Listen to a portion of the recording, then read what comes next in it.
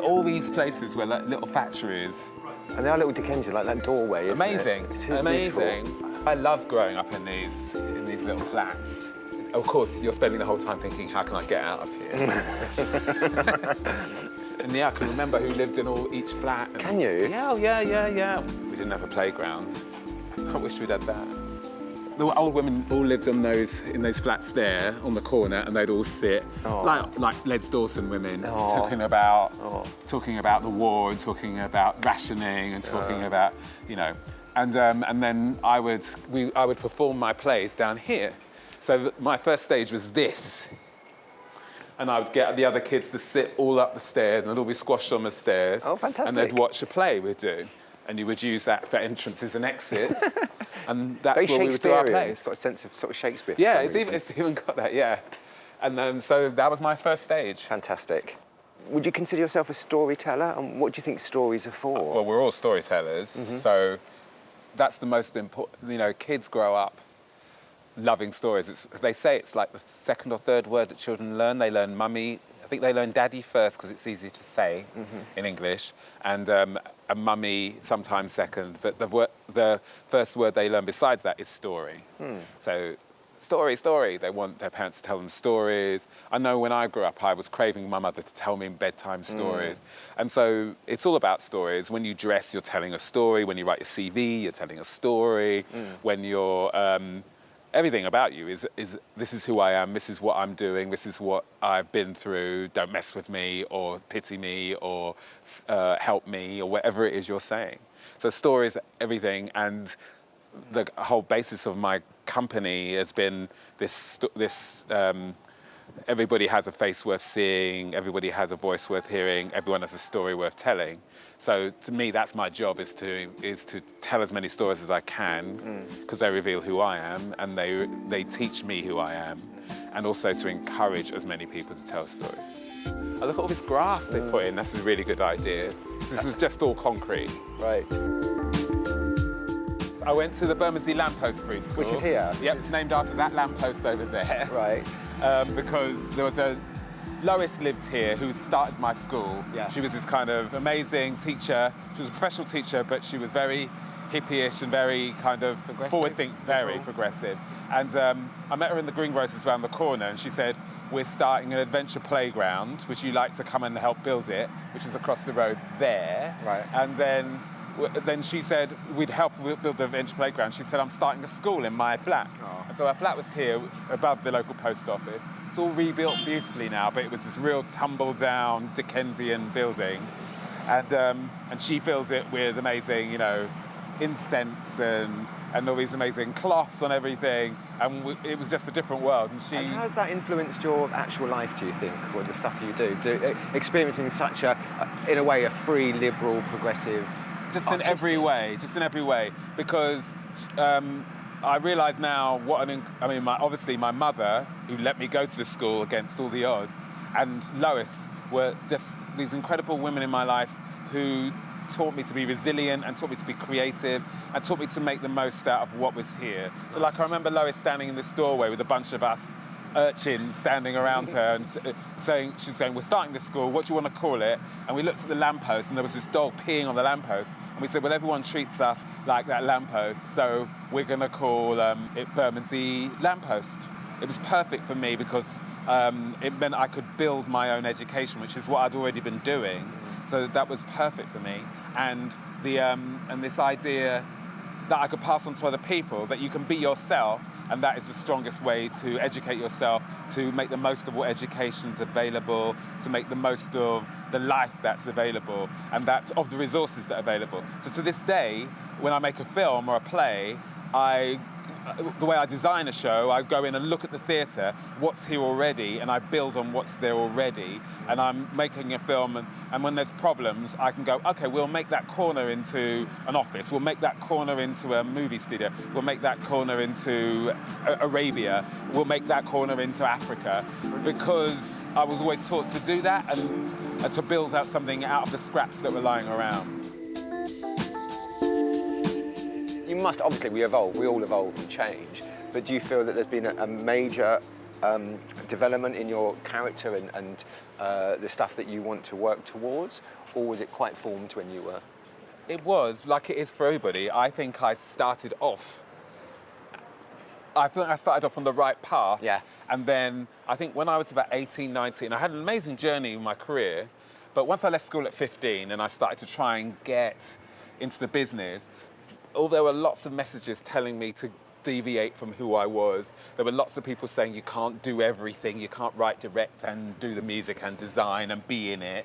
Loads and loads of people were trying to dissuade me from that, because saying that there'd be a loss in quality, there'd be a loss in credibility, that it was being greedy, and also the things of trying to be more conventionally masculine, trying to be more conventionally European, or trying to be more conventionally, black, so that you can be cast. So you start fully formed, and then there's all this distraction, and it's healthy for you to take that in, but it's not the journey. That's not where my power lay. So it's been That's a nice. fantastic thing to learn. And because you're told you're too gay, you're too this, you're too that. And of course you're not too anything except too scared. Wonderful. To be yourself is a revolution in this world, because there's so much, there's so many messages saying you're not good enough. Be anyone but yourself. Yeah. Be this other cute person. Be beautiful like this person. Be talented like this person. Be successful like this person. Own the things that this person has. And that's when I remember I said to you, it took me years to kind of do that big cycle of coming back to who I was really. But people would probably tell you when they met me at 22, oh, he was always very himself. I really wasn't, compared to how I feel now. And I remember being in Los Angeles and having this moment where I thought I was ambitious. I wanted this, I wanted the swimming pools and I wanted this life. And I love Los Angeles and I love working there. But I wanted things that other people already had. I wanted the awards other people had won. I wanted the pool that somebody else had. I wanted the accolades, the career, the freedom that somebody else had, and the acceptance that somebody else had, and not my own version of that. And I realized, I'm being completely unambitious. The most ambitious thing I could possibly be is to be myself, with all my successes, all my failures, all my missteps, and all of my complexity. And to do that with some joy and integrity, that is ambition. Yeah, that's lovely hearing it like that. I remember walking down Harwich right underneath that bridge, and this guy walked straight up to me. He was drunk and spat in my face when I was about 9. Oh, Rikki. Yeah, it was horrible, and he was like, you nigger. And his friend pulled him away, and he was saying, he's drunk, he's drunk, he's drunk. And his friend was apologetic. And I just, that shock of somebody hating you who doesn't know you, who's never met you before. Yeah. And it was a real, I've obviously never forgotten it. And there's a million incidents like that growing up, because it was a big BNP, or then National Front area. So we had fireworks, the letterbox and all that stuff that you have. But just that direct thing of realizing somebody can be unreasonably have that hatred, it was a big moment for me. But then again, school is the whole, state school was really just one homophobic, racist comment after another. And all of that's so good for you, because now I can go in front of hordes of kids and just deal with all of their racism and homophobia so easily, because I'm equipped for it, And weirdly, I get it. Growing up with these kids, because it's nearly all white kids that I grew up with, and seeing how disaffected they were, and how little hope they had, I completely got where they were coming when they from. would turn on me, which wasn't very often. Most of my friends were really solid with me, but I learned how to win people over, and I learned how to understand people. So when I write a play, my plays are very mixed. I include all the people who would like to think of themselves as enemies in my pieces, but I consider them to be family. So writing Fitz or Bashman, the characters who seem anti-me or anti the things I believe in, I consider them to be family and treat them that way in the drama. And that I can see is effective for me anyway. Well, I think it's about the family. I think you have to be like including rather than excluding. Yeah, you've got to include crazy old racist Auntie Gwen, you know, and Auntie Precious, who will say things that you can't say that, and you know you've got to include them in your family and understand that they're from a particular story and a particular stories again and time and journey, and find a way to change it, challenge it, use it, employ it, redirect it, and acknowledge it within ourselves. Because we're not perfect. We just customize our prejudices to suit ourselves. Yeah. So your Jamaican experience, how did you feel? Did you feel threatened and vulnerable? Because they said they might have to kill you because of being homosexual. Yeah, it was intense on so many levels. Because my mum's from Jamaica, and she was actually there at the same time I went. It was my first time. It's the only time I've been to Jamaica. Right. So you're struck by how incredibly beautiful it is, and how incredibly beautiful all the people are. There's no gyms or anything, and they have these amazing bodies and this amazing skin, because there's not that many fast food places, and you know, so they all have, and they've got this very chilled atmosphere about them, and this vibe about them. Everything's like, yeah, soon come, tomorrow, you know, that kind of manana thing. And then you mention homosexuality, and they put this like gremlins being hit by water, and they're like, oh no, we don't agree with that, don't agree with that, you know, and it's really violent. It's like they should die, we should kill them. They say really shocking things. But then when I would come out to people, as I do in the documentary I did, people would shift from, that's wrong, how can you say that? You're Jamaican too, aren't you? If your mum's Jamaican, then you should, to what do men do to each other, and how do they love each other, and how can that work, and what do you think about? And they actually were very open to having conversation about it and being philosophical and being deep about it, because I never refuted what they said out of hand. I would always say, well, the logic of what you're saying means this, and the logic of what I'm saying means that. And because I was engaging with them, they engaged back, and they were actually quite excited by the debate aspect of it, as opposed to good, bad, wrong, right, which doesn't work. So you were listening to their voice and their experience, as you were saying earlier. Yes, it was really important to, because it's real. People have these responses because they've been taught something or experienced something, or having an instinctive reaction that is not rare. It's real. Most of the world is confused and frightened by homosexuality, and they're slowly getting around to it. The world is shifting before our very eyes. Yeah. But most of the world feels that way. And it's someone like Jamaica, they've been told they're savages, they've been told they're nothing, they've been told they're slaves, they've been told they're ghetto, they've been told they've got no chance.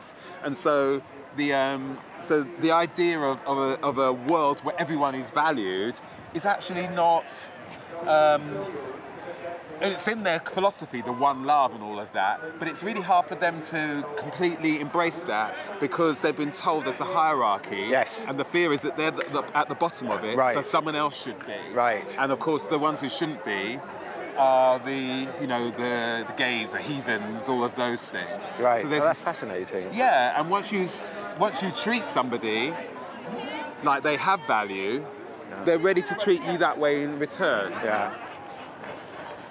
Did you feel part of London, or did you feel sort of separate from it because of the racism and homophobia and all the stuff you've mentioned? I felt 100% part of London. And even though there were lots of messages saying you don't belong here, go home, I was told a million times, go home, go back where you came from. And the answer to always that was, I was born here. I mean, I feel like I'm a citizen of the world and all of those things. I felt Jamaica felt like a home when I went, Africa felt like a home when I went. But then so did New York, so did LA, where I work a lot. They feel like home to me. Almost everywhere I've been in the world, I've realised it's my home, and that's our history. Yeah. But London is very special to me. Literally, in the musical I just written, there's a song called "You Are London," and it basically says, the song basically goes, no matter who you are, no matter what issues you're going through, the more issues you've got, the more London you are, because London is one great big knot of issues, right? Yeah, that's an interesting way of looking at it. Yeah, and there's so much history, and And I'm all about this empire thing now. I've always hated the idea of an empire, and then obviously the idea that imperialism. But now I'm the empire is what got me here. The empire is what's made this an amazing melting pot. Yeah. And so I'm embracing it. So now I'm that's getting lovely. this MBE, and it's a member of the British Empire. And I'm like, you know what? I am a member of the British Empire. How exciting.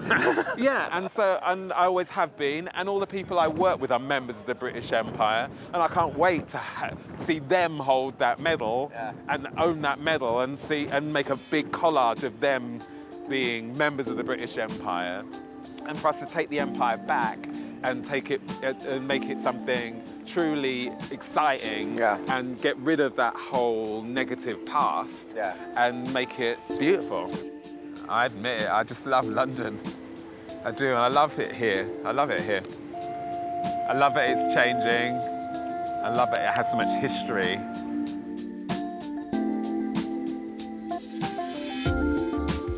So I've done a few creative writing classes in Brighton, just for the fun of it and the expression of it, and I found it gave me a lot of great joy. And I heard this radio interview that you did, sort of saying that you felt that you could express different perspectives, like a 10-year-old Chinese girl or an old Jewish man, or how?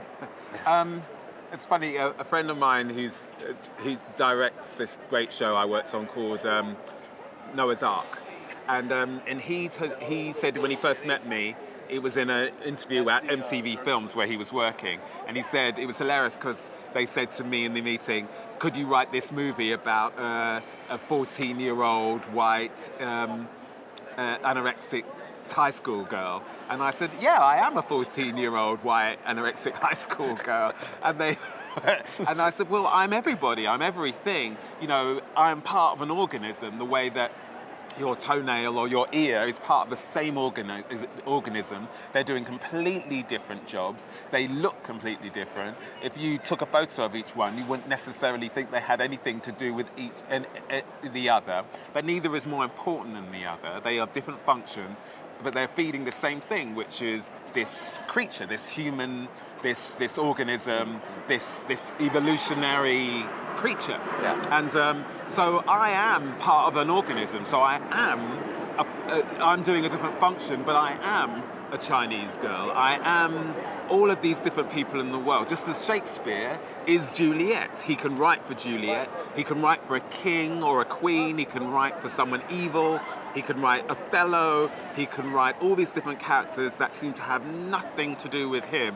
And he can get into their philosophy and say something profound because he understands that. He understands that they are all after the same thing. They're after the same things that all living things are after: sustenance, importance, significance, love, connection, survival, exploration, growth, and eventually change. That's beautiful. That's really inspiring. Because Because when you say it, it makes perfect sense. I can totally understand where you're coming from now, and that's going to really help and invest my writing. Yes, you can't be afraid. All great artists are androgynous, they are transracial, they're transsexual, they are every age, they are everything. They are a newborn baby, they are a dying old woman, they are a dog in the street. Every artist sees themselves in everything and doesn't feel... what you are is a doorway to everything. It's not a locked doorway. Yeah. So when you do some of the work that you do, with like Soldier and Fit, and you're dealing with quite confrontational topics, how do you not become overwhelmed by the subject matter and stay grounded and become that channel and not go like retire to your bed for 6 weeks? Well, I want to feel overwhelmed by the work. I want to feel swept up in it. I want to feel like I want to feel like I'm in a tsunami and I'm surviving it. So I like that feeling of, oh my God, I'm being lifted up off my feet. I can't touch the bottom. Will I find the bottom again? I like that sense of surfing on that being part of a huge organism again. And being a little bit out of my depth. Never so far that you can't ever get back. Yeah. But I like that sense of, I'm going to have to jump higher, I'm going to have to jump further, I'm going to have to dive deeper, I'm going to have to learn to hold my breath a little bit longer. This is like taking over my life. This is sweeping me away. I like that transformation. It's exhilaration. Oh my God, yes. I'm always looking for that. I take at least one big project every year that I think I cannot do. I cannot do this many plays in 2 weeks. I cannot work with this many actors. I cannot organise all this. I cannot deliver this scripts on time. I cannot write all these songs. I cannot. I cannot do this in all this time. I like to do that at least once a year. Something so big that I think that as I start to step off, that moment when you step off. I did a trapeze class, that moment when you have to let go and just and you think, oh, why am I doing this? And that is a great moment. Yeah. And then you land on the other side and you might be a bit bruised. Your legs might be a bit chafed from being upside down on the trapeze. But you did it. Yeah. I love that. You hung upside down on the feeling. trapeze, which you didn't do last week, Yes, which is great. Yes, and now I'm someone new. I'm growing. Yeah, someone new. I like that. Is solitude important to you? Oh, that's a great question. Yes, solitude is important to me. Yeah. Because people hug me all the time. I get to work with lots of people all the time. Hundreds of actors a year, dozens of writers a year, big audiences I get to talk to, whole schools, and I love that. Yeah. And then I love that I'm just on my own in a cinema watching a movie or in a theatre or in a park writing a script. So yeah, solitude is important to me, that replenishment. That's what I was thinking. But in balance with lots and lots of connection with people. Yeah, that's nice. So just a few quick fire questions so it's an either or, so just a quick I'll give you a question, you answer. So, Derek Jarman or Gus Van Sant? Gus Van Sant. Charles Dickens or... Both geniuses, Gus Van Sant. This is why we're giving them to you. Charles Dickens or Armstead Maupin?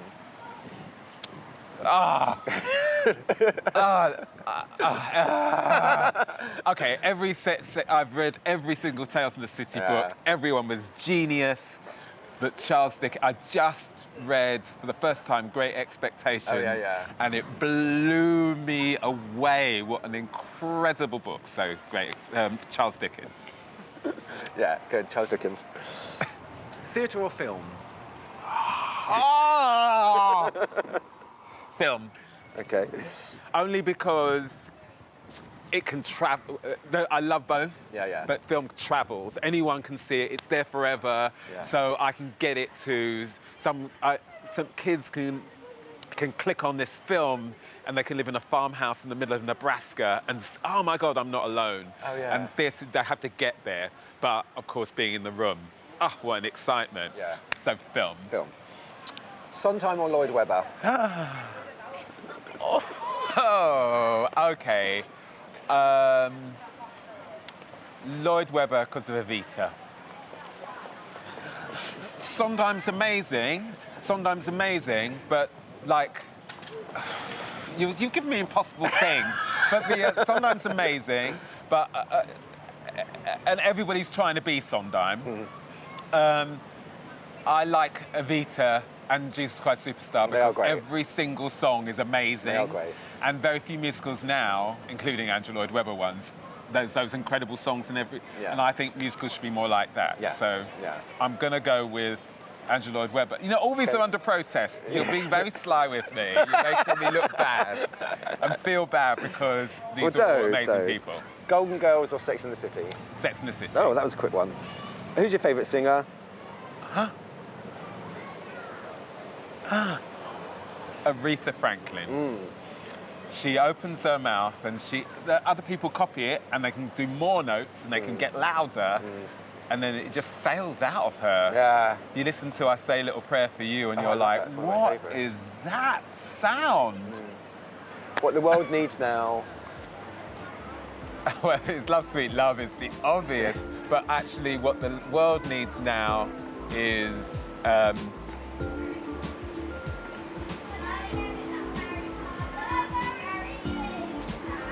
honesty.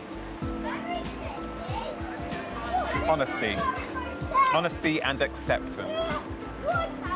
There's nothing to fear in honesty, and there's nothing to fear in the truth. Oh, that's it. That's it. We're done. Oh, thank you so much. Thank you. Oh, that was the best Thank you. interview Thank you. ever. Thank you. Ever. Oh, thank you.